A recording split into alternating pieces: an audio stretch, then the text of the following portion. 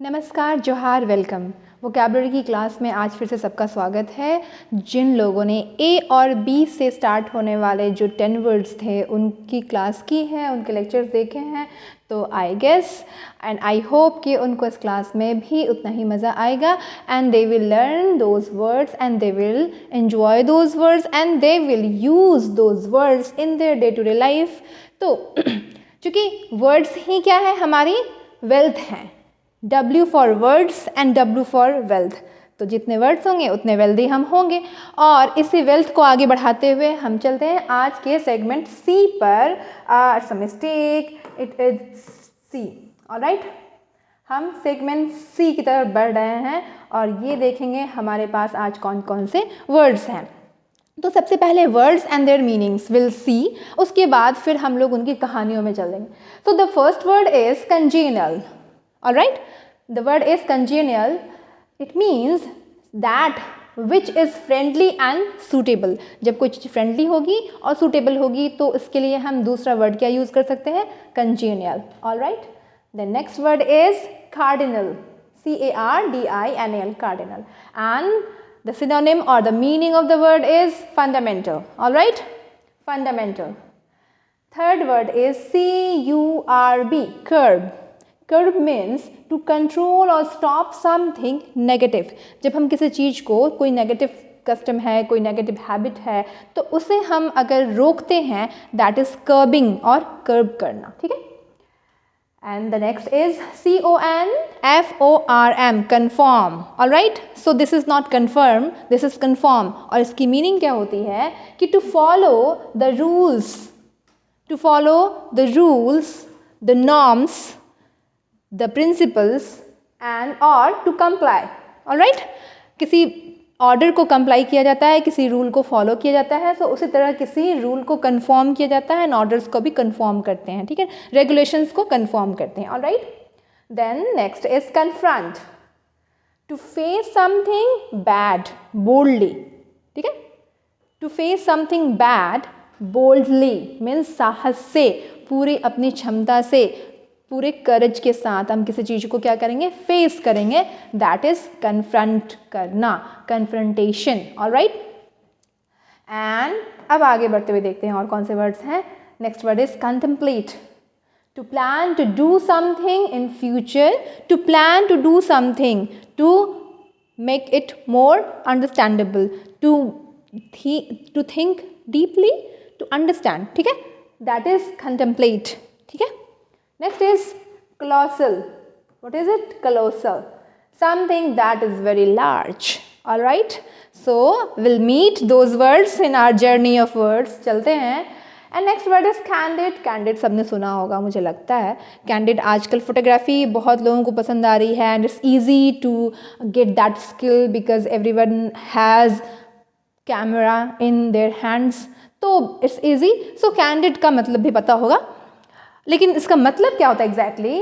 जब हम किसी चीज़ को एक्सप्रेस करते हैं ऑनेस्टली एंड ओपनली, मतलब कि हम उसमें कुछ दिखावा नहीं करते हैं, कोई प्लास्टिसिटी नहीं करते हैं, मीन्स कुछ शो ऑफ नहीं करते हैं कि just show the light face only, the dark face will be क्या रिमूव्ड और विल बी हिडन, तब हम कैंडिड नहीं कर रहे होते हैं। और जब हम हर एक फेस को, हर एक एस्पेक्ट को सामने रखते हैं ऑनेस्टी के साथ, that is कैंडिडनेस, that is candid. Alright, तो आगे बढ़ते हैं और देखते हैं कि लास्ट वर्ड क्या है। इट्स कैप्टिवेटिंग, और कैप्टिवेटिंग का मतलब होता है चार्मिंग, ग्रेसफुल और फैसिनेटिंग। ठीक है, तो ये रहे हमारे कुछ वर्ड्स। अब हम चलते हैं इनकी फोटो जर्नी पे। ऑलराइट, तो फोटो जर्नी पे चलते हुए देखेंगे पहला वर्ड जो है वो क्या है। मैंने फिर से यहाँ मीनिंग ही लिखी है and you have to find the word, और वर्ड भी सामने आप लोगों को दिख ही जाएगा।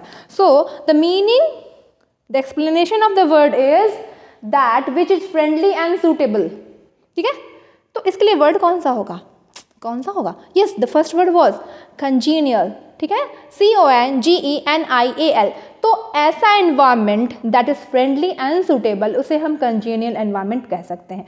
सो you can see the teacher is here and teacher is sitting with kids. ठीक है, and she is trying to teach them. तो जब पहले के ज़माने की बात होती थी तो वहाँ पे टीचर का रोल जो होता था बहुत अथॉरिटेटिव होता था।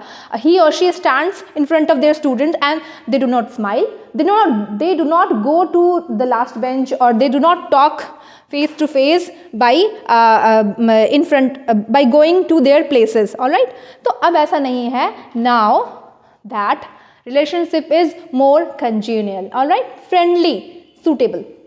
और ऐसा आजकल जो पेडागोजी है, जो टीचिंग है, उसमें भी ये ऐड किया जा रहा है कि स्टूडेंट्स और जो टीचर्स हैं उनके बीच कौन सा रिलेशनशिप होना चाहिए, थोड़ा कंजीनियल होना चाहिए, ताकि बच्चे बिना डरे हुए समझ जाए, ठीक है।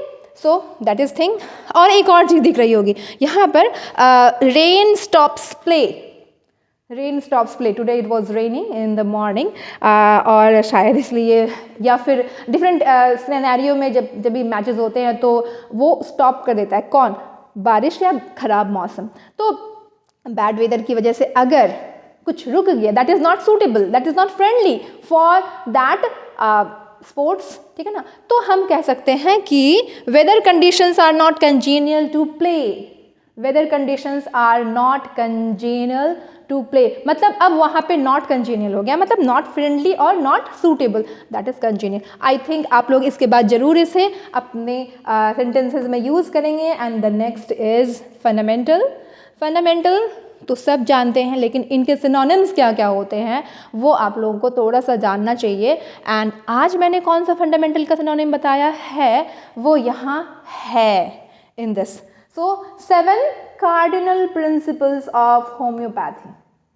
cardinal means fundamental, alright। तो cardinal का मतलब fundamental भी होता है, जो बेसिक रूल्स होते हैं, ठीक है ना। जैसे कि कल भी मैंने बताया था बेडरॉक, तो बेडरॉक पर ही और सारे फाउंडेशंस होती हैं, जो सबसे lower part of that earth crust होता है उसी पर, तो उसके ऊपर सारे के सारे क्या होते हैं, फाउंडेशंस होती हैं।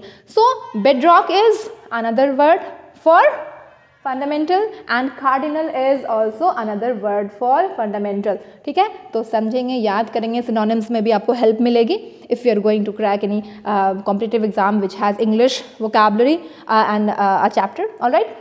तो अब आगे बढ़ते हैं और देखते हैं कि हमारे पास और क्या है। Yes, there is an animal here, और ये क्या कह रहा है, you must learn to curb, CURB, curb your temper, and this very important, ठीक है ना। आपका बिहेवियर कंजेनियल हो इन क्लासरूम और in your family, so you should, you must and you must learn to curb. Curb means control और stop something negative, ऐसा होना चाहिए ना, होना ही चाहिए। So you must learn to curb, curb मतलब स्टॉप करना, रोकना किसी नेगेटिव एटीट्यूड को, किसी बैड बिहेवियर को, ठीक है। तो हम लोग अवश्य, हम लोग ज़रूर करेंगे, और लेजीनेस को, लेथर्जीनेस को ज़रूर कर्ब करना चाहिए, ताकि आप लोग अच्छे से सुन सके और सुन के उसे फिर फॉलो कर सके, उसे अपने डे टू डे लाइफ में ऐड कर सके, good behaviour and good words as well. आगे बढ़ते हैं, और ये फोटो जर्नी भी दिखाई दे रही होगी। यहाँ है वो वर्ड, नहीं, यहाँ वर्ड तो है ही यहाँ, but the meaning is there, to follow the rules, to comply. जब हम किसी भी रूल को फॉलो कर रहे होते तो हम क्या कर देते हैं, उस रूल को कन्फर्म करते हैं, CONFORM, कन्फर्म, ठीक है। और जब हम उसे मानने से मना कर देते हैं तो हम उसे कन्फर्म नहीं कर रहे होते हैं। तो आप देखेंगे कि if you can see there is a mob, ये जो मॉब है ना, ये इस तरह से जा रही है, फॉलो कर रही है किसी चीज़ को, कोई एक बात है, कोई एक प्रिंसिपल है, उसको सब फॉलो कर रहे हैं, but some 2 person here are not following, so they are not conforming। और जब हम लोगों को कुछ रेगुलेशंस होते हैं, जैसे इतने पेजेस में थीसिस लिखनी है, इतने पेजेस में डिजर्टेशन लिखना है, या आपको और भी लाइक इतने ट्रेन में इतने कोचेज होने चाहिए, तो कुछ रेगुलेशंस जो बनते हैं उनको हम लोग क्या करते हैं, कन्फर्म करते हैं, ऑलराइट। अब जब हम कन्फर्म नहीं करते तो बैड चीज़ों को, तो बैड कस्टम्स को कन्फर्म नहीं करेंगे ना। तो कन्फर्म हम ये भी करते हैं कि जो सोसाइटल नॉर्म्स होते हैं उनको भी कभी कभी कन्फर्म करना पड़ता है, बट नॉट द स्टीरियोटिपिकल, ठीक है ना। स्टीरियोटिपिकल नॉर्म्स जो होते हैं उन्हें कन्फर्म करने की कोई ज़रूरत नहीं है, जैसे कि लड़कियों को बहुत धीरे से बोलना चाहिए और लड़कों को चिल्ला के बोलना चाहिए। I am not being feminist, but when we do not conform, it's good, but if it is we should not conform the stereotypes. So there is a sentence here, she does not conform to the gender stereotype. Gender stereotype सबको समझ में आता होगा, जैसे कि लड़कियां हैं तो खाना बनाना आना चाहिए, लड़कियां हैं तो कॉबवेव साफ करना आना चाहिए. That's not, we should not. सबको आना चाहिए, ठीक है ना, सबको कंफॉर्म करना चाहिए कुछ गुड हैबिट्स को, ठीक है. तो हम आगे चलते हैं और देखते हैं कि क्या वर्ड है यहाँ पर. क्या वर्ड है? वर्ड तो है but meaning is on the top. To face something bad boldly. किसी बुरी बात को, कोई ऐसी बात जो बैड है या फिर कोई ऐसी बात जो बहुत ज़्यादा प्रॉब्लमैटिक है, उसे क्या करना, साहस से, बोल्ड होकर के उसे एक्सेप्ट करना. दैट इज कन्फ्रंट करना, ठीक है ना, सामना करना, ठीक है. तो आप देख रहे होंगे यहाँ एक पिक्चर है दैट लेडी, और ये ज़्यादातर हम लोगों को कब काम आती है, जब हम किसी साइकोलॉजिकल प्रॉब्लम से भी जूझ रहे होते हैं और किसी को नहीं बता पाते हैं. कुछ सिचुएशंस ऐसी हैं जो हम कन्फ्रंट नहीं कर पा रहे हैं, मतलब इसका सामना नहीं कर पा रहे हैं. Then sometimes we get some disorders. तो तब हमें किसी अपने बहुत क्लोज फ्रेंड के पास या फिर कभी कभी हमें क्लिनिकल हेल्प लेनी पड़ती है, साइकेट्रिस्ट की हेल्प लेनी पड़ती है. देन वी कन्फ्रंट देयर, अपनी प्रॉब्लम्स वहाँ हम सामने रखते हैं, वहाँ से एस्केप नहीं करते हैं, ठीक है ना. वो कंजीनियल एनवायरनमेंट देता है कौन, हमारा साइकेट्रिस्ट. फ्रेंडली बिहेवियर वो शो करता है, सूटेबल एनवायरनमेंट देता है कि no you will not be blamed for your decisions. तब हम वहाँ सामना करते हैं, we do not escape there. तो वहाँ सामना करते हैं किस एनवायरनमेंट में, कंजीनियल एनवायरनमेंट में, और तब हम लोग अपनी प्रॉब्लम्स को रिजॉल्व करते हैं. तो कंजीनियल एनवायरनमेंट में हम लोगों को क्या करना पड़ जाता है, क्या कर सकते हैं, हम अपने प्रॉब्लम्स को कन्फ्रंट कर सकते हैं, ठीक है. एंड समटाइम्स वी एस्केप, कभी कभी हम लोग एस्केप कर जाते हैं. डे टू डे लाइफ में ज़्यादातर हम लोग एस्केप ही करते हैं, लेकिन ऐसा नहीं करना चाहिए. एंड देयर इज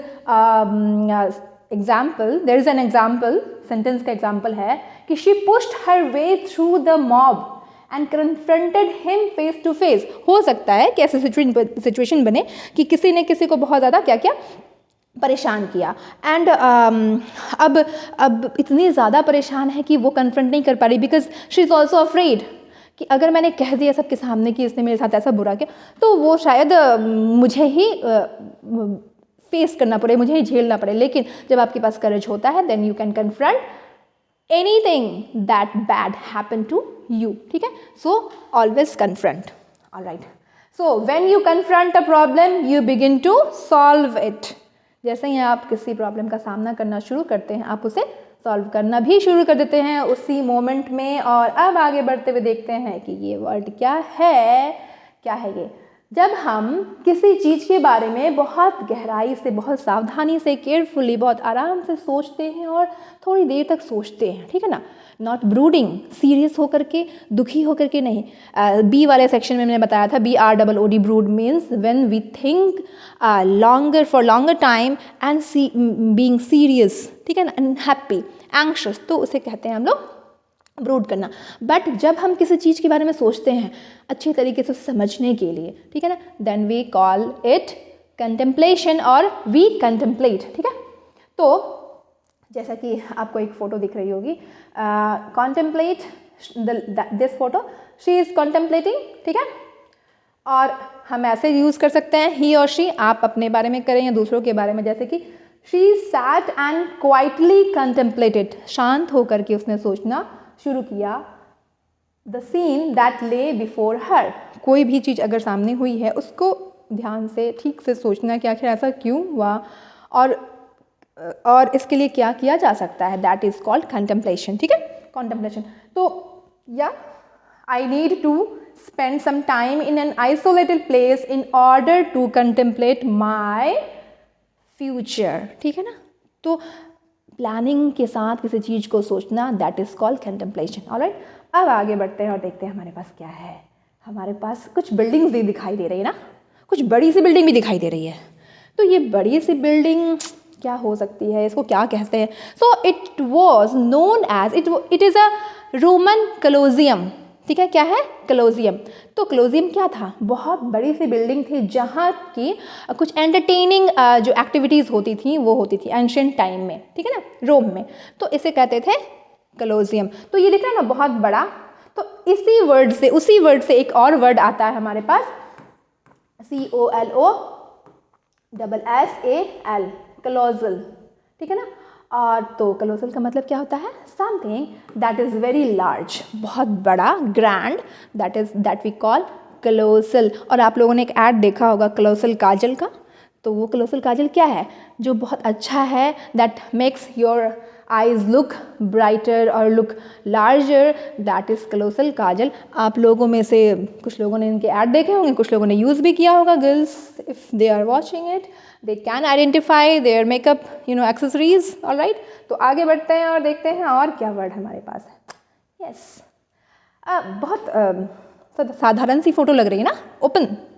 मतलब इसको किसी फोटोग्राफर ने क्लिक करते समय ये नहीं सोचा होगा कि इसमें क्या दिखाना है और क्या नहीं दिखाना है। दे क्लिक्ड इट, और ये ऑनेस्टली क्या दिखा रही है, जो सिचुएशन है। सो व्हाट वी सी कि अभी भी पानी की जो सिचुएशन है हमारे यहाँ स्कूल्स में, या जो पोर्टेबल वाटर होता है, जो पीने का पानी होता है, वो बहुत ज़्यादा अवेलेबल नहीं है, साफ़ नहीं है, नल से डायरेक्ट पानी पीना पड़ता है। जबकि mostly we use jar water, मतलब जो RO का पानी है वो पीते हैं। लेकिन इन स्कूल्स व्हाट यू सी, बच्चे हैं यूनिफॉर्म में and they are just drinking direct from the hand pump. So this is honest picture, so this is candid picture, ठीक है ना, honest picture. And you here what you see that the mother is crying and the bride is also crying. और ये बनाया हुआ नहीं है, इसमें कुछ एक्टिंग नहीं है, there is no plasticity, there is no much makeup and कोई दिखावा भी नहीं है कि रो भी रहे हैं और दिखना भी चाहिए क्या कि मेकअप नहीं बिगड़ना चाहिए, that is not there. So these can be called candid shots and candid pictures. Alright, अब आगे बढ़ते हैं और देखते हैं कि हमारे साथ कौन है। ये बहुत ही मुस्कुराती हुई सी तस्वीर कौन नहीं जानता होगा। जो नहीं जानते होंगे, हो सकता है कुछ यंग जनरेशन के बच्चे यहाँ होंगे जो शायद नहीं जानते होंगे, बट मैं बताना चाहती हूँ, she is captivating Madhubala. Captivating Madhubala मैंने कहा है, कैप्टिवेटिंग का मतलब लिखा ही हुआ है और देख के पता चल रहा होगा कि she is making us captivated. मतलब हम लोग देखते हैं तो जैसा लगता है कि ऐसा खो गए, या हम लोग इनके स्माइल से हम लोग बस बंध गए, मतलब बंदी हो गए। तो जो लड़ाइयाँ होती थी ना जब, तो सेनापतियों को बंदी बनाया जाता था, तो कैप्चर किया जाता था। तो यहाँ पर इनकी स्माइल से ही हम कैप्चर हो जाते हैं। तो अगर आप नहीं जानते हैं इस वर्ड को, कैप्टिवेटिंग को, तो जान लें। और कैप्टिवेटिंग का मतलब क्या हो गया? चार्मिंग, ग्रेसफुल, फैसिनेटिंग, ठीक है। तो isn't she charming, graceful and fascinating? So with these words and with these beautiful our actress, these नहीं, यहाँ पे तो एक ही है। So with her I'm going to close this session, और आप सबों को captivating smile के साथ मैं विदा करती